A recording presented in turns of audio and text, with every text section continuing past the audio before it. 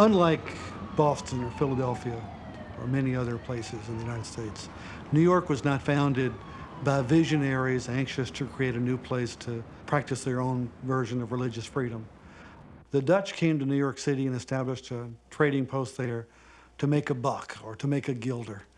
And that acquisitiveness, that materialism, that search for the success has dominated New York and characterized New York ever since the white person first set foot on this land. And even today, in the late 1990s, there's an energy in New York, there's a bustle in New York. And that bustle has been there for more than 350 years.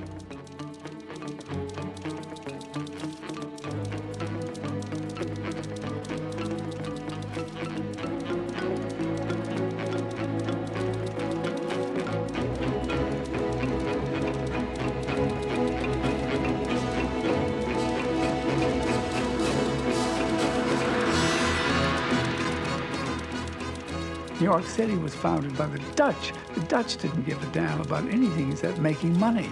And the more money you made, the closer you were to God. And they would build some churches to thank him for his generously setting things up for them. Well, so many things about New York that we think of as being unusual or distinctive in the 20th century really have their origins hundreds of years in the past. One thinks of congestion. Every American, every person in the world really knows about New York and its unusual vertical shape and the crowded streets. But again, this goes back to the 17th century, really, when the little Dutch village was crowded down in Lower Manhattan and all the houses were flush up against each other.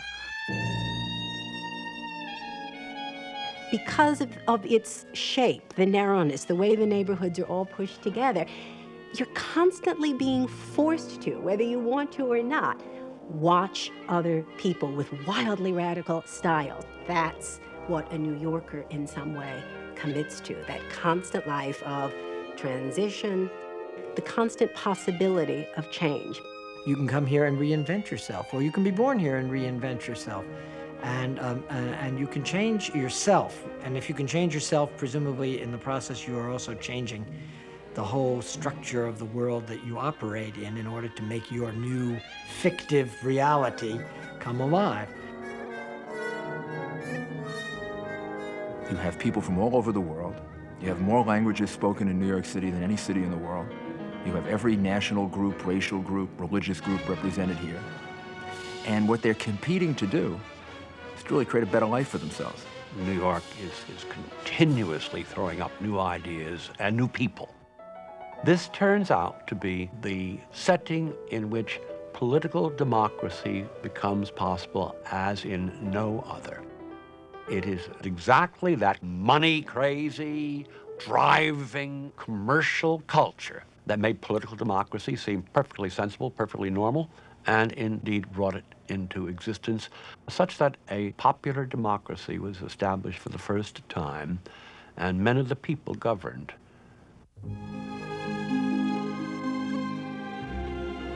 It was a huge human tide, and coming on all the time, year after year, and growing. In 1907, 1,200,000 people, 1,200,000 people came into the city of New York, from Europe primarily. There were 289,000 of them from Italy alone. And in the long run, they gave us more than they got. Most of Elizabeth Street was Sicilian, came from Sicily. And what that means is that a couple of the immigrants came over on a boat, 1901, 1902, 1910, and they were lucky enough to get a job, and luckier to get 2 rooms in the tenements. And so what was happening at 232 Elizabeth Street was that people from one town in Sicily were coming in and staying in that one building, so that 232 became Cimina, which is a beautiful town outside of Palermo that my mother's mother comes from. Well, of course, I think that what sets the African-American experience apart from the other immigrants is we did not come through Ellis Island. We did not come escaping anything. We were brought here against our will to work, and work we did. In fact, we built the wall for which Wall Street is named.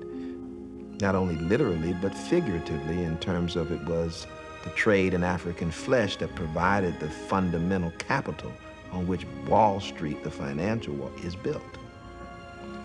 So yes, our experience is different.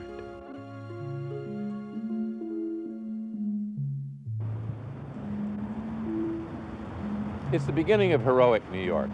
This is where New York not only rose into the sky for the first time in an intentional way, but it was built to last. It was built to stay, built to be right there at the harbor where everybody was making their entrance from the old world to the new world, standing there for all time to say, we didn't come just to spend a little while, but we came here to this new continent, this new world, this new way of life to stay. We mean business, we're here.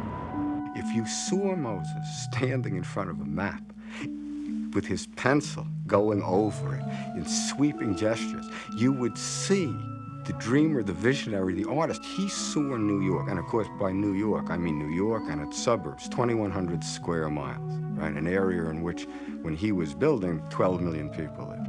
He saw this all as a canvas. He was going to build his roads across it. He was going to build his roads around it. There were going to be parks here and parks there. And you see, then we're going to have public housing here, so we'll do this. He saw the whole thing as one great mural, you know, one huge, wonderful mural. You know, and it all had the unity of a vision. And that is the vision to which New York and its suburbs were shaped. To me, it's walking down that street at night and seeing somebody coming up on the other side, coming towards you. And you have to read them.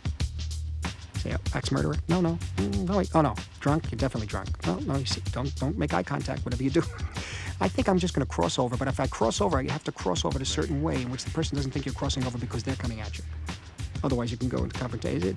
It's that way of walking the street at night that's very, and even sometimes during the day, that you have to be a little careful. What annoys me most about it? I mean, is that a trick question? Noise. Noise annoys me the most anywhere. You get trapped by noise in New York. You know, it's almost unavoidable. It seems like if you have noise in your apartment, there's no place to leave to get away from it. I would say that I feel that I've lost 10 years off my life by noise.